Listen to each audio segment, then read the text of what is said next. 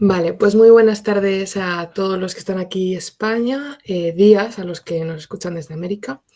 Hoy tenemos como cada mes la sesión de aula americana y en esta de octubre de 2025 tenemos como invitada a Eugenia López. Voy a hacer una pequeña presentación de ella. Ella es una profesora e investigadora en la Universidad de El Salvador y es doctora en Ciencias Sociales por el Colegio de Michoacán.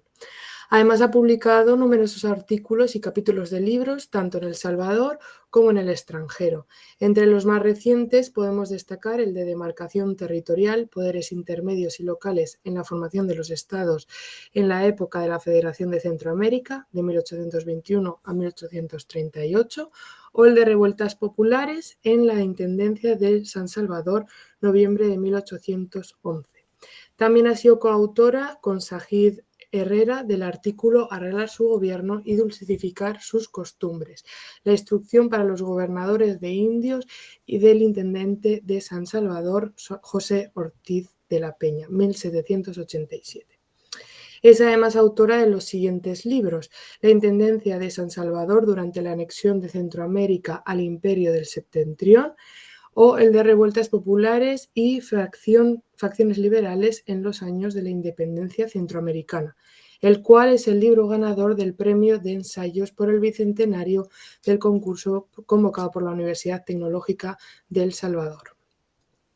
Ha coordinado junto con Pedro Escalante el libro de Los estancos, los monopolios y las rentas del Estado en El Salvador, y junto con Héctor Greni coordinó Miradas en la Historia en el centenario de la Academia San Salvador.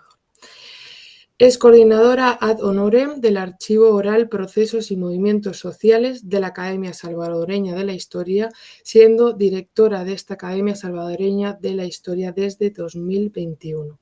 Fue además directora del Archivo General de la Nación de El Salvador desde el 98 hasta el 2004 y ha sido fundadora del Comité Memoria del Mundo de El Salvador, adscrito a la UNESCO.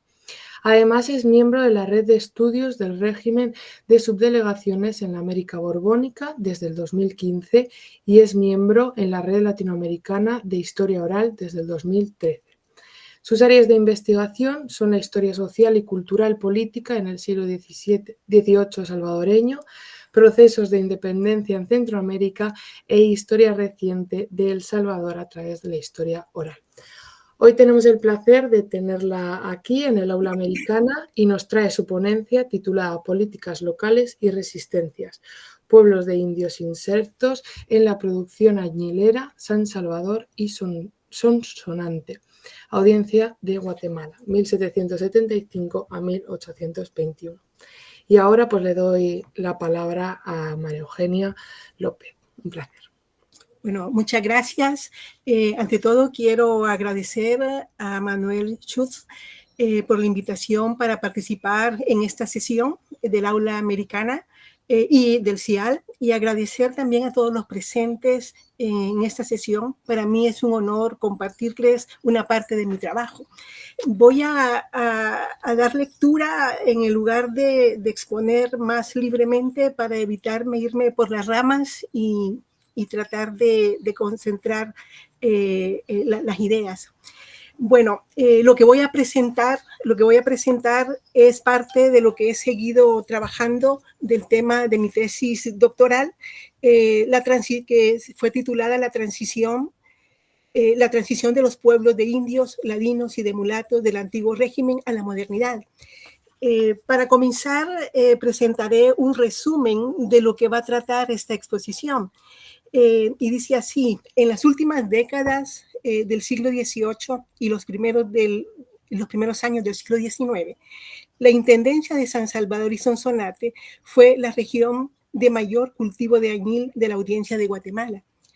El tinte azul era entonces la principal mercancía que se colocaba en el mercado regional y transatlántico. Además, era la región más densamente poblada. Con la implementación de las reformas borbónicas hubo un particular impulso para que San Salvador aumentara su producción. Los problemas más serios que se tenían y que debían resolverse era la falta de créditos, el monopolio del comercio y la mano de obra para el trabajo de las haciendas particulares. Para solucionarlo, se creó el Montepío de Cosecheros de Añil y se liberalizó la mano de obra indígena. Fue útil, además, la medida de uniformidad que se estaba haciendo de los pueblos de indios, de ladinos y de la población afrodescendiente, debido al crecimiento demográfico que se estaba dando y que muchas de las poblaciones aledañas de lo que era la audiencia de Guatemala estaban llegando, estaban emigrando a la intendencia, a lo que era San Salvador y Sonsonate, para incorporarse al trabajo agrario, el trabajo del cultivo del añil.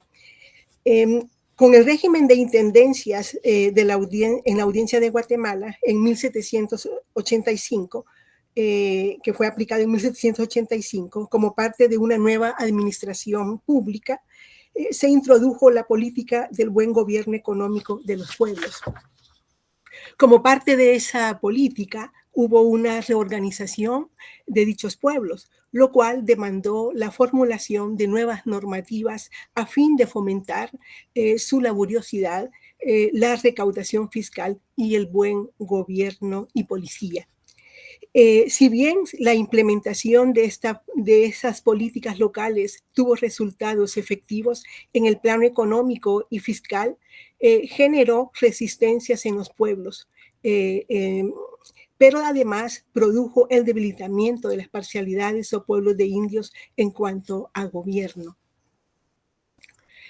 Acá voy a presentar el área de lo que es Centroamérica. Y no sé si se puede ver mi cursor. San Salvador está ubicado al lado del Océano Pacífico. Y bueno, yo había preparado este mapa para explicar un tanto más de las formas de producción y comercialización transatlántica del añil, pero tuve que recortar esa parte. Pero bueno, el mapa nos sirve para ubicar de dónde estamos hablando. Y bueno, la región de la audiencia de Guatemala es precisamente ese centro de América. Y bueno, entonces, desde esa perspectiva local, el estudio que presento centra el análisis en el impacto de las reformas borbónicas en los pueblos de indios, de ladinos y de afrodescendientes en cuanto al reordenamiento de estos y a su participación laboral en la producción añilera. Las fuentes que yo he utilizado para esta parte de mi investigación fueron censos, normativas locales, documentos que muestran la condición de los pueblos y los cambios realizados por los reformadores del siglo XVIII. Estos documentos fueron consultados en varios archivos, en el Archivo General de Centroamérica, sobre todo en el Archivo Municipal de Sonsonate, y también he utilizado el archivo de Indias a través de pares. También ha sido muy rica el aporte de la bibliografía que otros colegas han hecho cercanos a este tema. De tal manera que entonces la exposición se va a centrar en 5 temas. Primero voy a describir de qué pueblo de indios estoy hablando. Luego voy a entrar a cómo los indios van a participar en esa producción añilera, por una parte a través del repartimiento de trabajadores, pero también ellos se van a conectar de forma libre en las haciendas a través de un salario. En el tercer punto voy a tratar las reformas y políticas locales para el buen gobierno económico. En el cuarto voy a exponer la normativa de policía, para mostrar de qué cambios administrativos estoy hablando. Y en la última parte me voy a referir a las resistencias. Entonces, para empezar, los pueblos de indios, aquí el mapa que presento es un dibujo de los que hizo el arzobispo Cortés y Larraz en su visita pastoral al obispado de la audiencia, al obispado de Guatemala. Y bueno, este es el mapa del curato de San Salvador.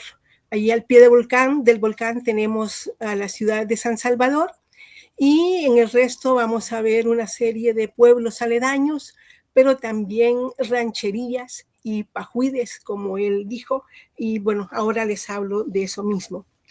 Bueno, con la creación en América de los pueblos de indios, reducciones o repúblicas de indios en el siglo XVI implicó un régimen en el que se ordenó la vida de la población indígena.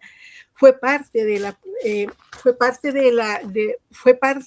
la política emprendida por la monarquía a mediados del siglo XVI para congregar en el buen gobierno a los nativos en el principio básico de policía y de la enseñanza cristiana. Fueron organizados con un cabildo elegido por los principales del pueblo, con cargas fiscales como el diezmo, el tributo y otras contribuciones. Tenían cajas de ahorros de comunidad para emergencias y necesidades, para pagos de las contribuciones.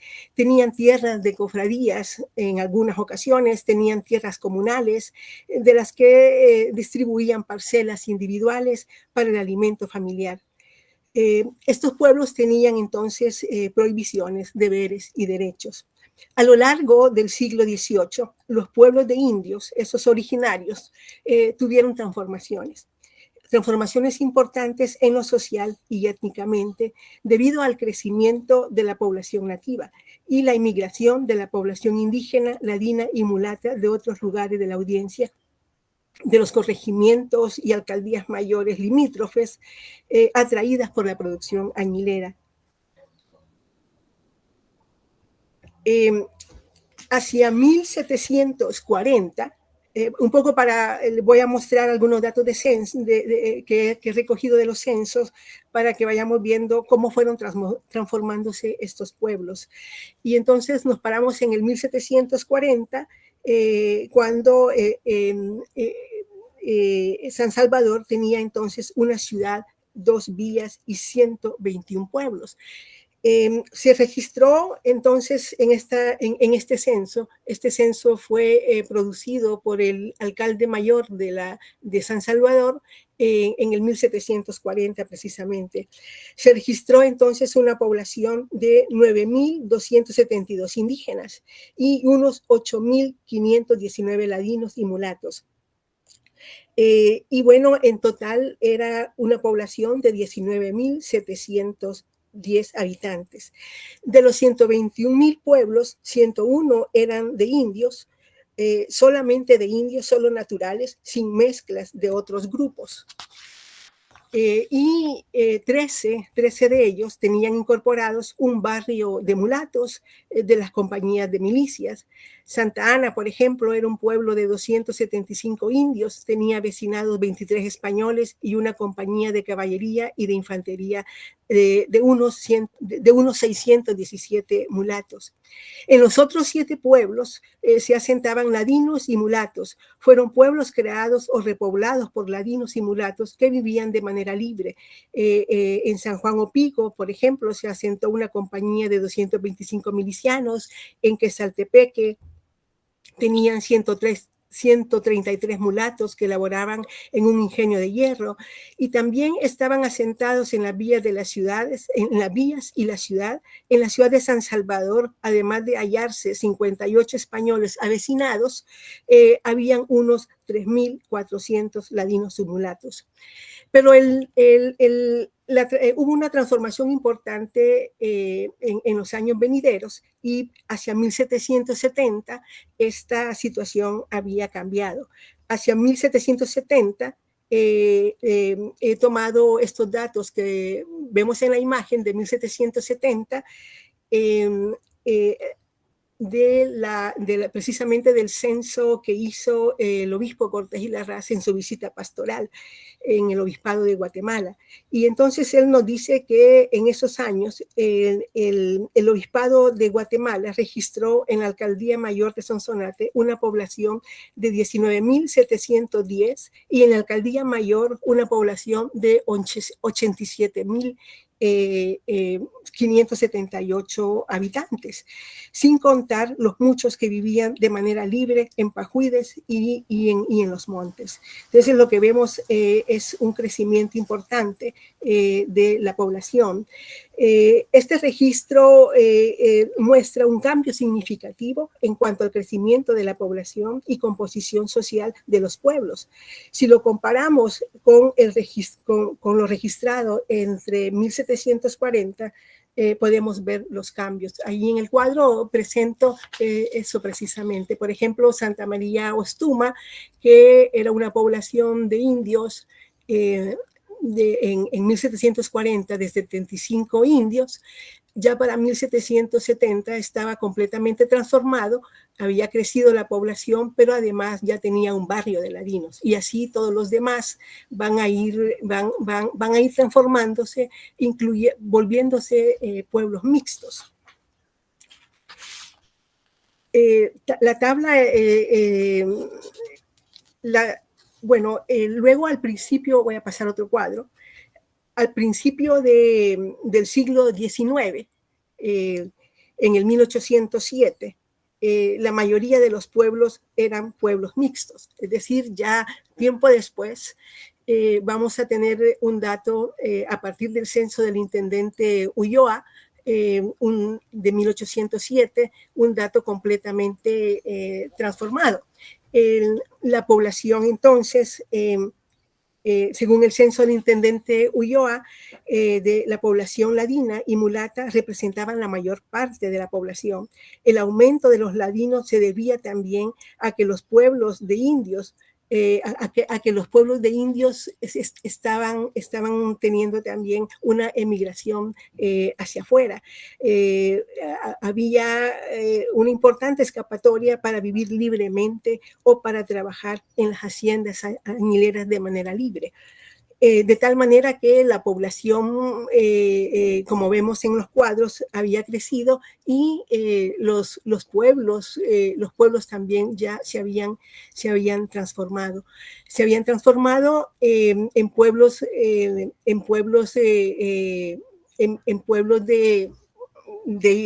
los pueblos de indios ya tenían mucha más población ladina, ¿no? Ladina. La convivencia de estos barrios tendía a ser conflictiva. El menosprecio a los indígenas por parte de los españoles y ladinos, las pérdidas de tierras comunales a manos de las haciendas particulares y ladinos, pero también su convivencia produjo el mestizaje, como vemos. Es decir, para mí la importancia de mostrarles estos censos es que veamos la evolución que tuvieron estos pueblos, y sobre todo lo que me interesa mostrarles en esta ocasión es cómo los pueblos indios se fueron transformando en pueblos mixtos. Para estas épocas, otro censo nos habla de que de 125 pueblos hay por lo menos 82 de esos ya mixtos. Y cuando digo mixtos, son pueblos que están organizados en barrios, el barrio de ladinos, el barrio de indígenas, y muchas veces también hay barrios de españoles. Esto a la larga, como ya decía, va a ser un tanto conflictivo, pero también un tanto conflictivo, pero también va a tener repercusiones, sobre todo en las parcialidades o barrios de los indígenas. Bueno, aquí les muestro una imagen que representa el trabajo en la producción añilera de los indígenas.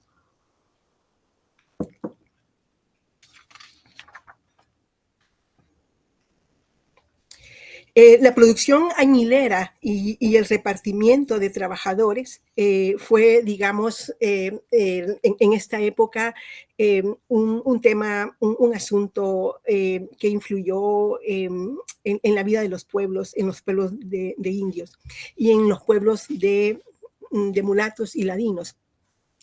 Perdón, cuando he planteado que la mayoría de los pueblos, al menos ya para la segunda mitad y sobre todo para el último cuarto del siglo XVIII, ya no son pueblos solamente de indios, sino mixtos.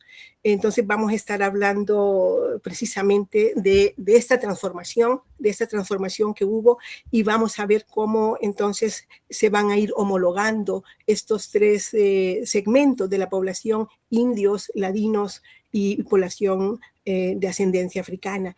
Muchas veces los censos hablan de ladinos, pero incluyen a los mulatos y los de ascendencia africana, y muchas veces también hablan de castas, pero estamos hablando de ya para finales del siglo XVIII, la población, en el caso de la Intendencia de San Salvador, y me parece que en muchos ámbitos de la audiencia de Guatemala, los pueblos indios originarios del siglo XVI se habían transformado y estaban conviviendo, digamos, todos los segmentos de la población: barrios de españoles, barrios de ladinos, mestizos, mulatos, y barrios de indios. Es interesante que cada uno de estos barrios iba a tener su propio cabildo y su propio gobierno. Era muy complejo entonces, y bueno, esto va a repercutir en el futuro, sobre todo cuando llegó la hora de los ayuntamientos constitucionales, ya en el siglo XIX, sobre todo hacia 1820. Bueno, refiriéndome entonces a cómo se van a introducir los pueblos de indios, a los que me refiero, los pueblos mixtos en general, toda esta población ladina y mulata e indígena, a la producción añilera. Decía al inicio que se va a utilizar el repartimiento de trabajadores, pero también ellos se van a escapar por su propia iniciativa a las haciendas. Muchas veces lo van a hacer de manera permanente y otras veces lo van a hacer de manera, digamos, temporal. Bueno, con respecto al repartimiento de trabajadores, que va a ser el repartimiento de trabajadores tal como se lo voy a describir, va a ser algo similar a la mita que fue aplicada, por ejemplo, en el Perú. Entonces, desde mediados del siglo XVI, desde mediados del siglo XVII, los propietarios, comerciantes y autoridades locales impulsaron la expansión del cultivo del añil. Más tarde, en la década de 1730, los reformadores impulsaron proyectos económicos que tenían el propósito de fomentar la producción agrícola comercial. Para fomentar la producción de añil, se publicó de nuevo el cuadernillo que en 1640 se había publicado y que daba pautas para subsanar problemas de exactitud y precisión en cada una de las fases del proceso en los obrajes del añil. En 1737, por decreto real, se autorizó que los indios laboraran en la producción de añil a través del repartimiento de indios, sin que los pueblos no abandonaran los cultivos de sus tierras comunales. Les voy a presentar acá, bueno, este es unas imágenes del Código de Madrid, que es interesante, aunque corté esta parte en mi exposición, que el cultivo del añil y el uso del tinte azul era utilizado desde épocas antiguas por estas sociedades originarias, ¿no? Y acá les estoy mostrando una imagen de lo que es ese cuadernillo del que les estoy hablando, que fue producido en el 1640 para impulsar la producción añilera, y se volvió a publicar en el 1730 para volver a impulsar la producción añilera, ya en el marco de las reformas que estaban implementando la monarquía Borbón. Entonces, bueno,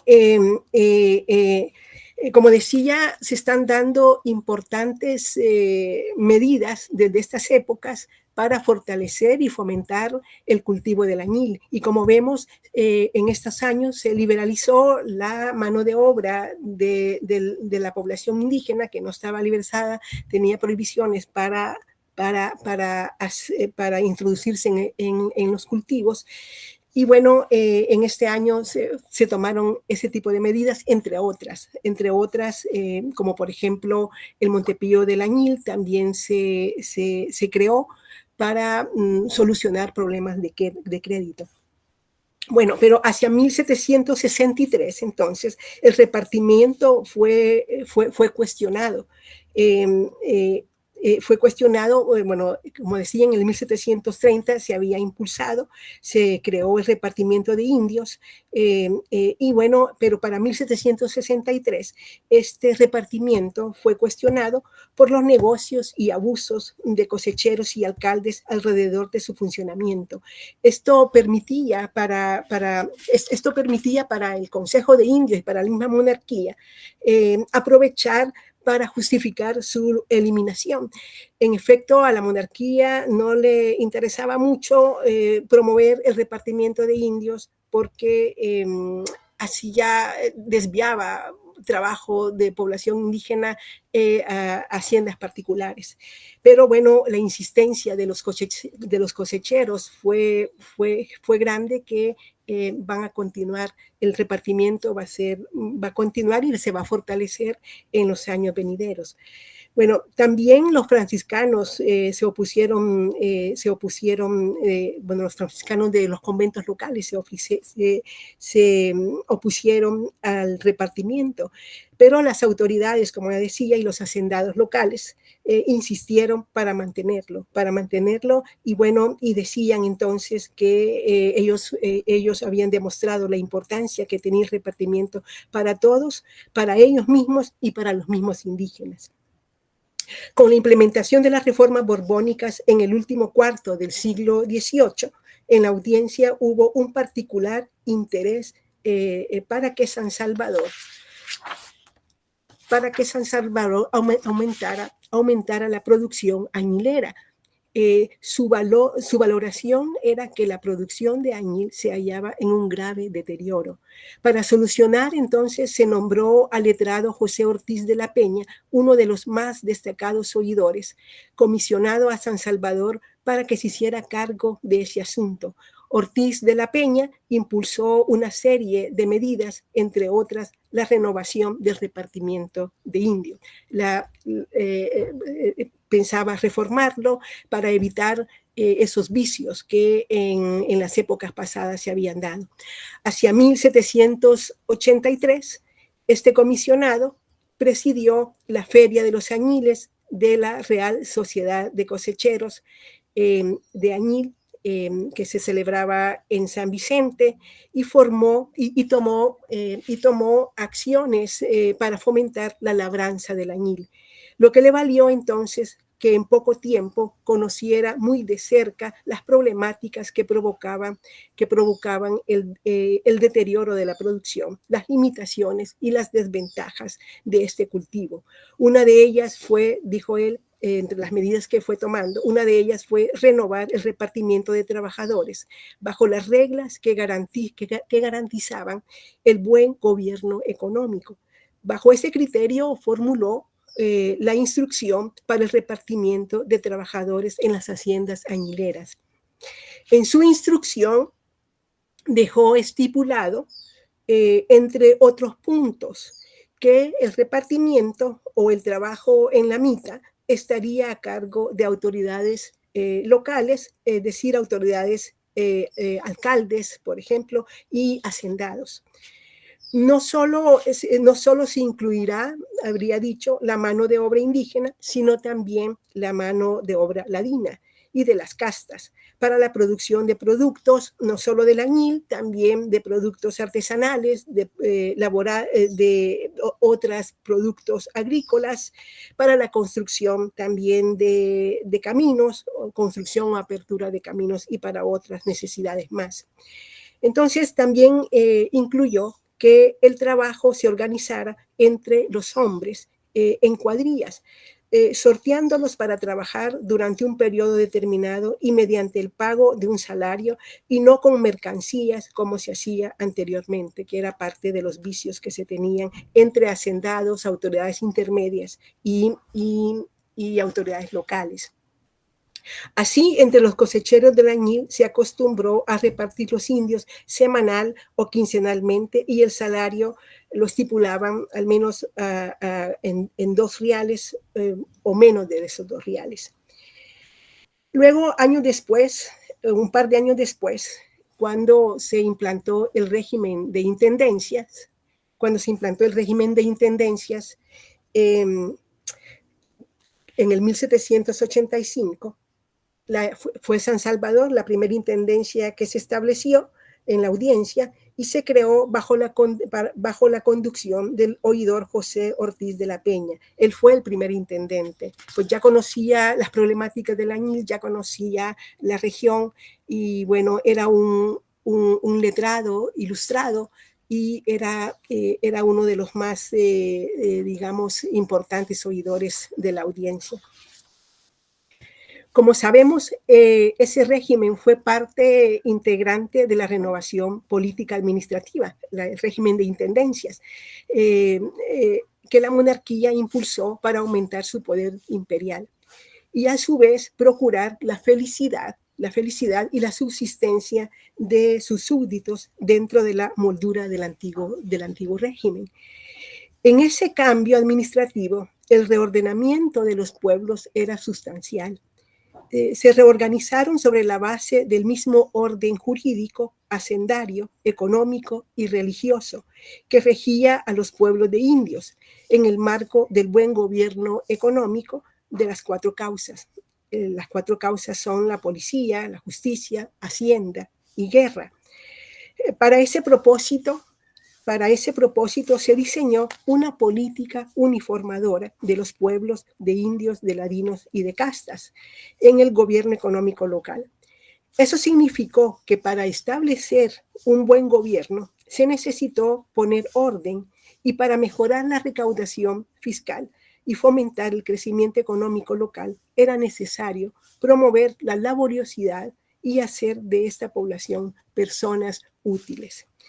Para uniformar a dicha población, el régimen de república de indios fue renovado y fue regulado a través de esas normativas locales, entre otras instrucciones, reglamentos, acuerdos y bandos que formaron parte del nuevo cuerpo jurídico, que desde mediados del siglo XVIII había sido introducido en Europa y en América como una nueva política gubernativa que daba mayor vigor a la uniformidad y al buen orden administrativo y que ponía al centro la causa de la policía.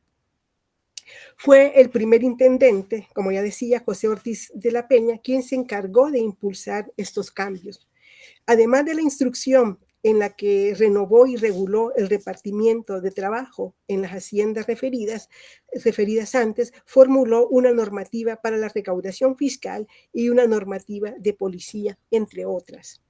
Entonces fueron los subdelegados, los alcaldes de cabecera de partidos, junto a los auxiliares de gobernadores de indios, los que se encargaron del funcionamiento del repartimiento. Como sabemos, en el régimen de intendencia hubo cambio de autoridades, aparecieron los subdelegados que eran la mano, digamos, auxiliar del intendente, y estos a su vez para vigilar estas normativas, el efecto y que se aplicaran las normativas, se crearon de nuevo la figura de gobernadores de indios, una que era una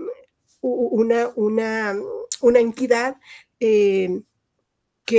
o un empleo que en épocas pasadas había existido, pero que había dejado de funcionar. El intendente entonces de nuevo abre el asunto de los gobernadores de indios porque van a ser útiles en este nuevo gobierno que él estaba comenzando.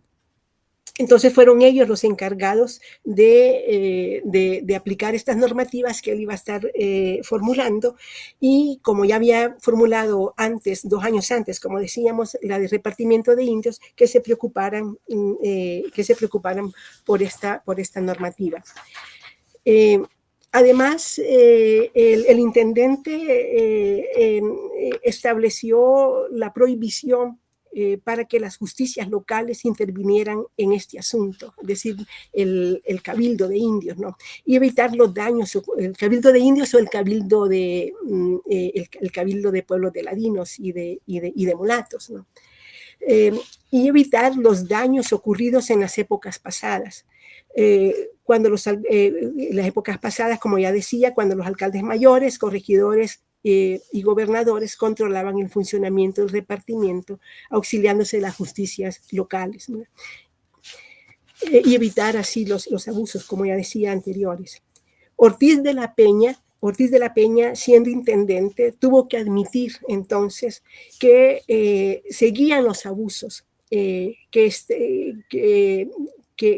bueno, él había formulado, como decía, esta normativa 2 años antes de que se establecieran las intendencias, y cuando él volvió a San Salvador ya como intendente, se dio cuenta que el repartimiento estaba funcionando mal, y tuvo que admitir los abusos que se estaban cometiendo por parte de los gobernadores de indios, de los alcaldes, cabezas de partidos o subdelegados a través del repartimiento de trabajadores.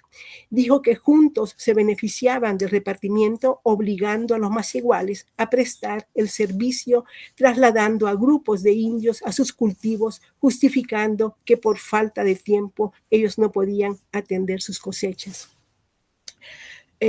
Además, los indios protestaban porque muchas veces los organizaban las cuadrillas para ir a trabajar a las haciendas en épocas que ellos necesitaban trabajar sus parcelas y para sus cultivos del alimento, el maíz, el frijol y todo lo que consumía su familia.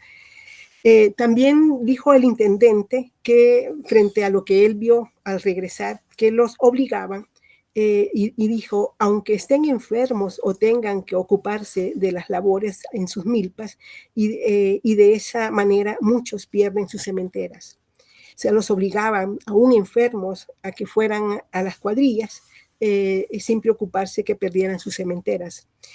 Más tarde, el segundo intendente de San Salvador, el barón Francisco Carondelet, que fue el segundo intendente de la intendencia, observó lo mismo, es decir, que el paso de José Ortiz de la Peña como intendente no pudo cambiar la situación, porque el segundo intendente, el barón de Carondelet, observó los mismos abusos de las justicias y de los clérigos y de los hacendados.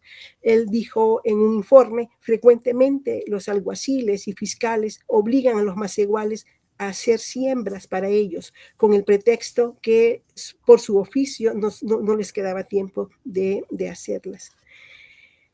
Además, también dijo que era de su conocimiento que los naturales se habían quejado y por este proceder hicieron denuncias, habían hecho denuncias contra algunos gobernadores sobre que estos desgravaban a los indios y les exigían obligatoriamente el servicio de la mita o del repartimiento.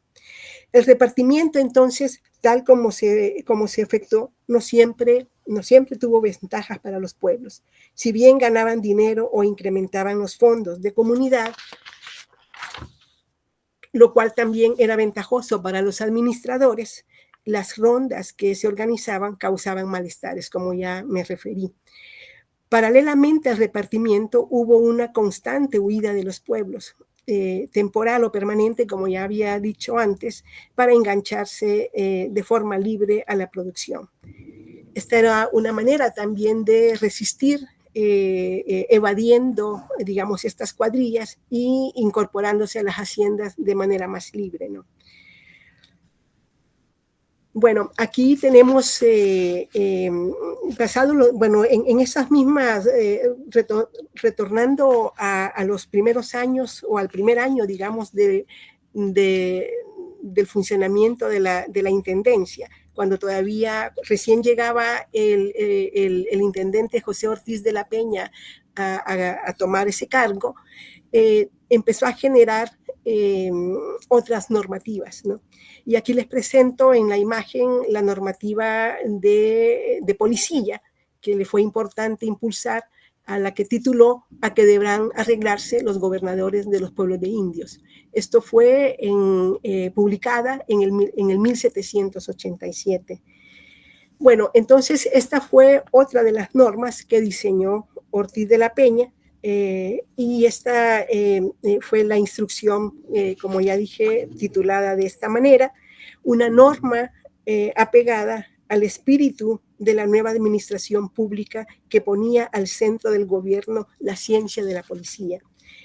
Estaba dirigida esta norma a gobernadores de indios, a comisionados para pueblos de ladinos y de castas, y también dirigida a los alcaldes de Santa Hermandad, que estarían colaborando con los gobernadores étnicos o indios o comisionados para hacer efectiva la aplicación de las normas.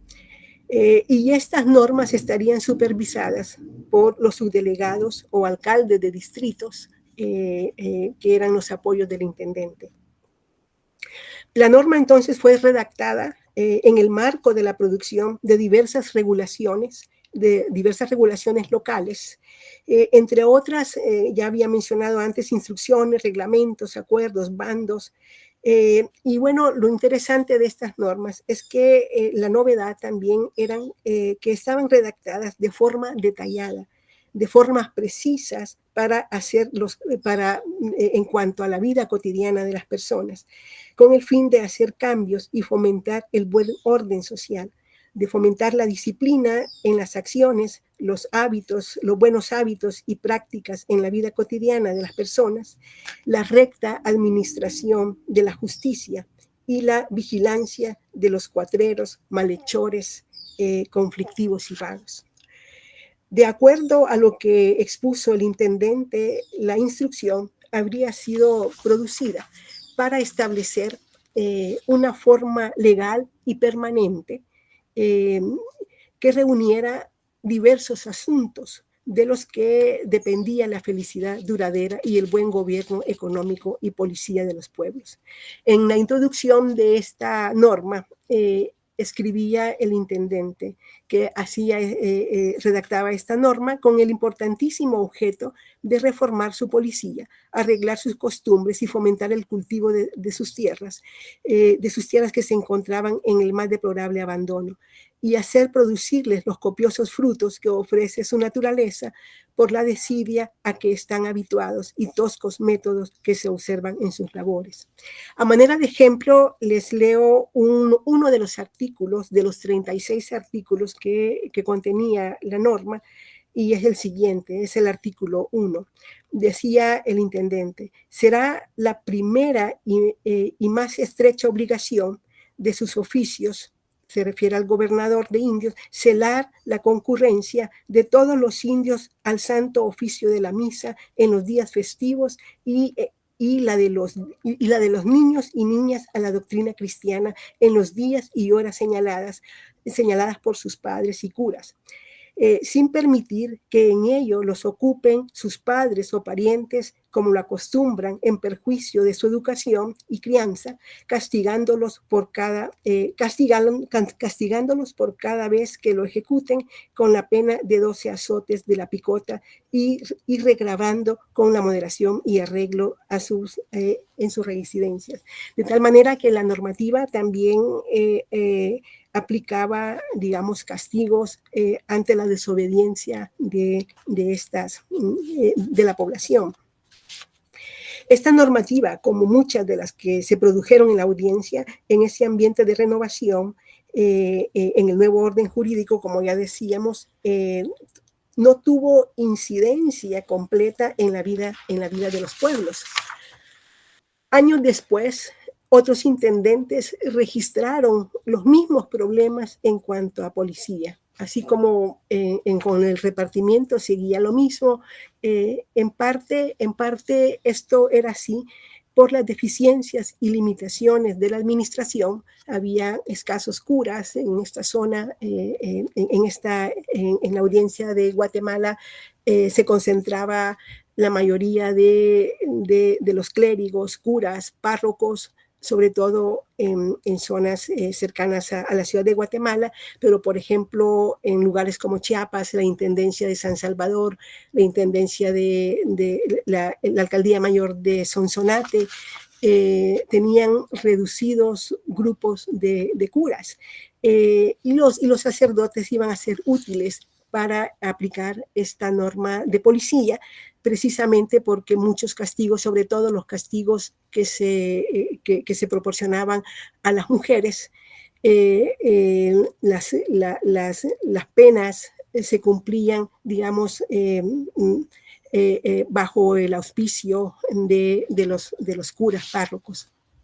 Entonces, bueno, tuvo muchas limitaciones precisamente por eso, porque la administración tenía funcionarios limitados y tanto en el gobierno civil como en el gobierno religioso.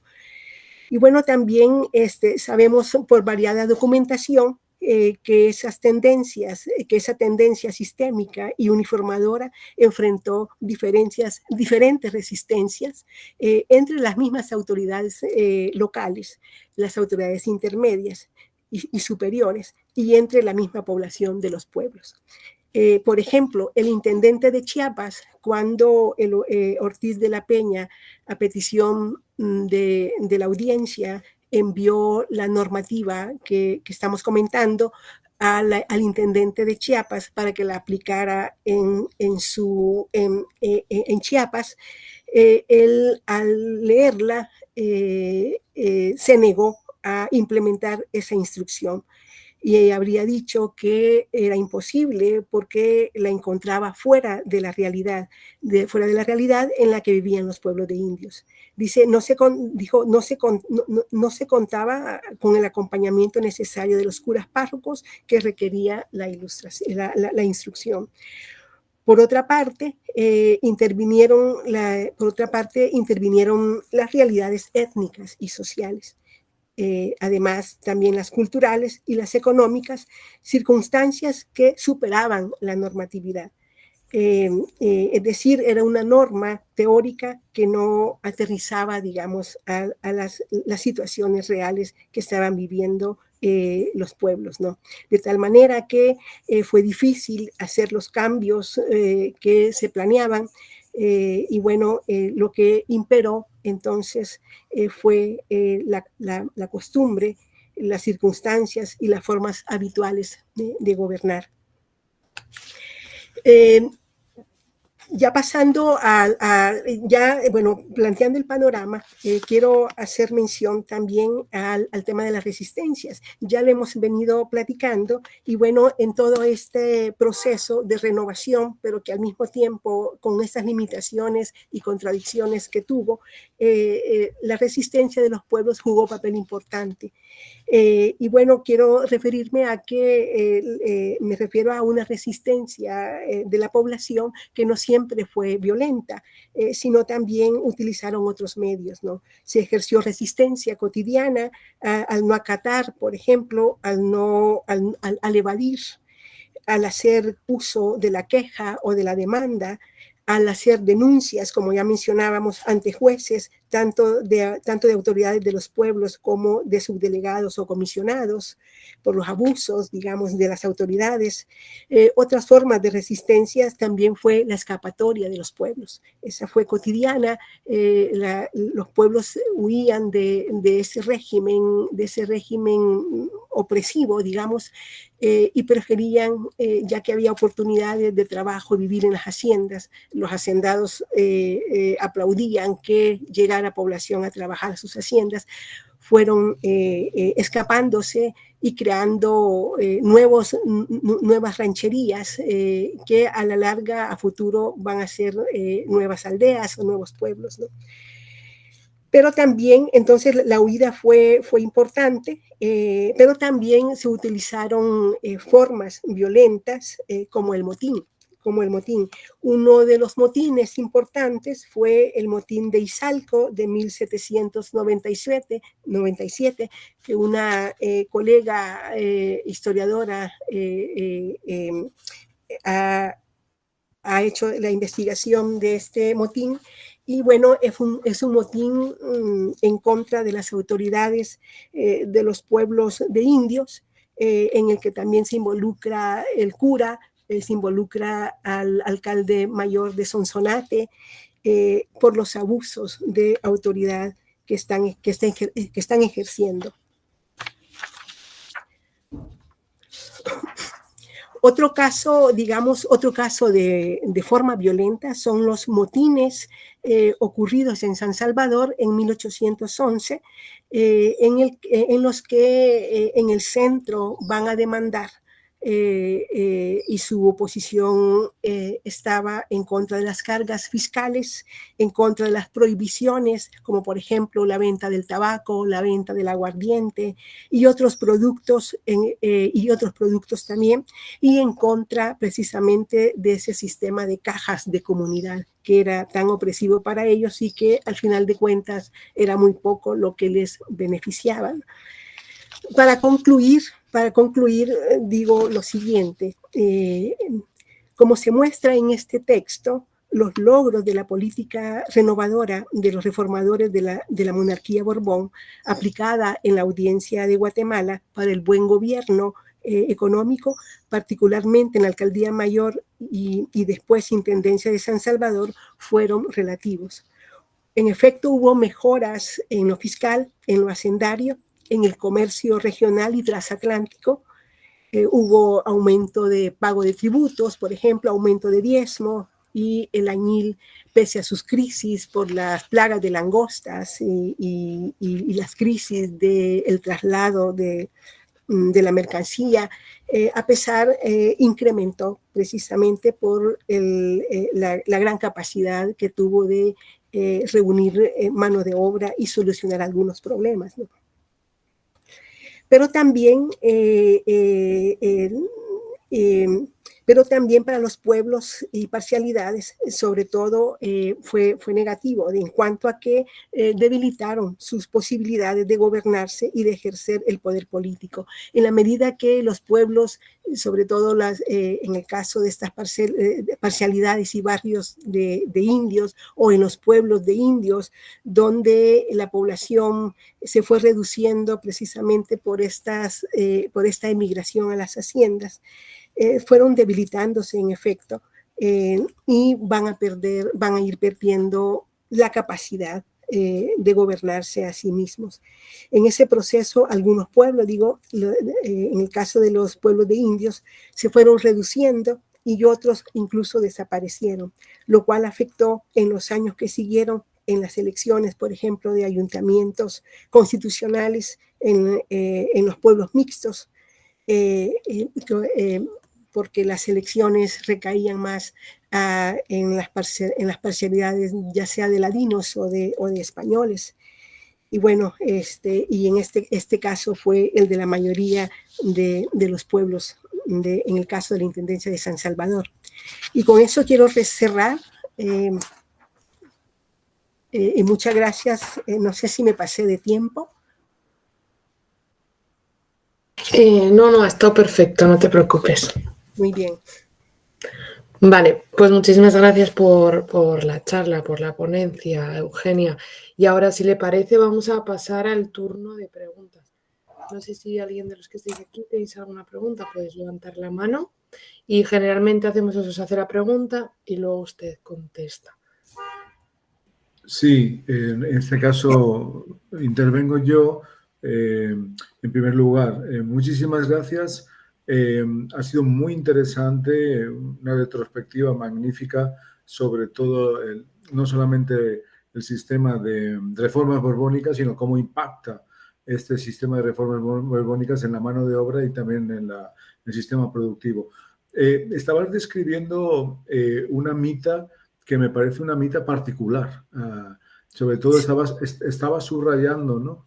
La incorporación de los ladinos y de otra incluso población no indígena necesariamente, y ahí se sale de los parámetros canónicos, no sé si de los modelos generales, y por supuesto de los modelos más mineros, que quizás no sé si son los más conocidos. ¿Nos puedes hablar respecto a esto? Sí.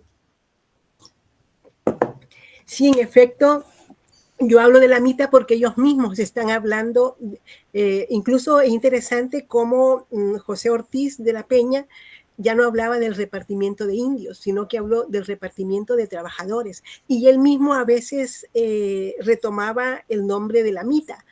En realidad fue adaptada. Y como digo, no solo fue para pueblos de indios, precisamente porque la realidad era otra. Como ya he dicho, fue importante para mí mostrarles la evolución que habían tenido los pueblos, es decir, que ya para el último cuarto del siglo XVIII ya no habían pocos pueblos de indios en el que solo hubieran indios. La mayoría ya eran pueblos mixtos. Es decir, y entonces, bueno, precisamente, como vemos en los censos, al final del periodo monárquico, incluso en el censo del intendente Ulloa, el censo nos está reportando que la población mayoritaria de la Intendencia de San Salvador es de ladinos. Creo que es como el 50% ya de ladinos, como el 40% de considerados pueblos de indios o parcialidades de indios. Entonces, esto no era nuevo al final, sino que he dicho que desde 1740 empieza una evolución, empieza ya hacia 1770, ya tenemos importantes números de pueblos mixtos. Entonces, el asunto era que le preocupaba a las autoridades que mucha población ladina, ladina entendamos que es la población que se escapaba de los pueblos de indios, la población que llegaba emigrada de los corregimientos aledaños y algo otras zonas de la audiencia, que esa población también era mulata, indígena y ladina también, o sea, es decir, apareció en la Intendencia de San Salvador y fue creciendo esta población que se va a, digamos, va a ir, bueno, va a ir viviendo de manera libre en rancherías, en montañas, cerca de los ríos, haciendo pequeñas unidades en las haciendas, pero también van generándose barrios cercanos a los pueblos, poblaciones cercanas a los pueblos, pegadas a los pueblos de indios, de tal manera que a mediados del siglo XVIII se hizo un reordenamiento de esto, porque se decía, bueno, ¿cómo es posible? La mayoría de la población no está pagando tributos, no tiene deberes, no tiene obligaciones. Entonces, desde esas épocas se empezó a hacer un reordenamiento de los pueblos para que se reincorporara esta población, incluso con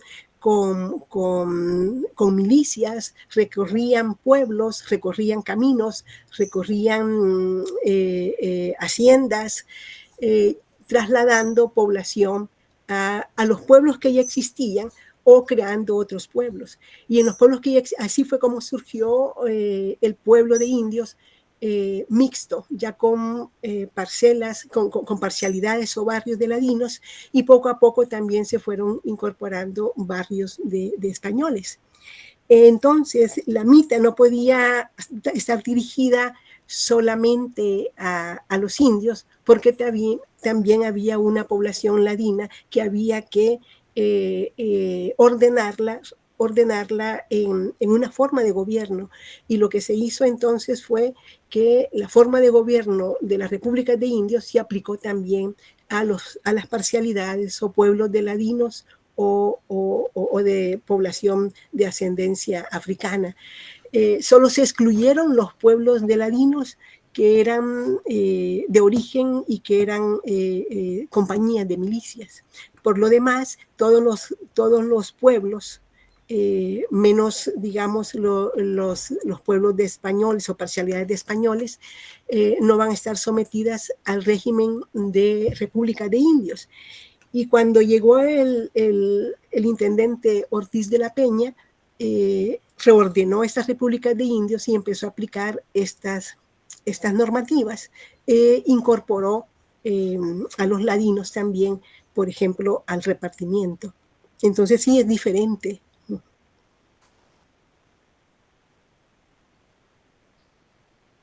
Muy bien, muchísimas gracias. No sé si te aclaré, Manuel. Notablemente, claro que sí, muchas veces. Y ese matiz que has hecho de repartimientos de indios a repartimientos de trabajadores lo aclara perfectamente. Cómo va evolucionando este reparto. Sí, sí, sí.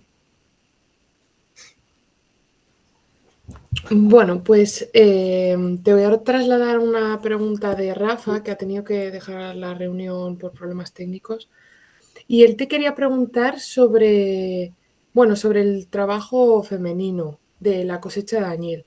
Y yo, bueno, al calor de esta pregunta, pues también me gustaría saber si en los registros o a lo mejor en la documentación tú te has encontrado una marcada diferencia de si el trabajador es mujer o hombre, o si hay diferente estilo o tareas para los que son hombres o mujeres, etcétera, etcétera.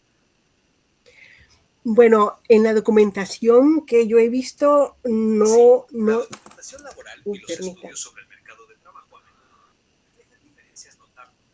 Permítanme que por ver la hora puse el teléfono y salió la inteligencia artificial. Perdón. Entonces, decía,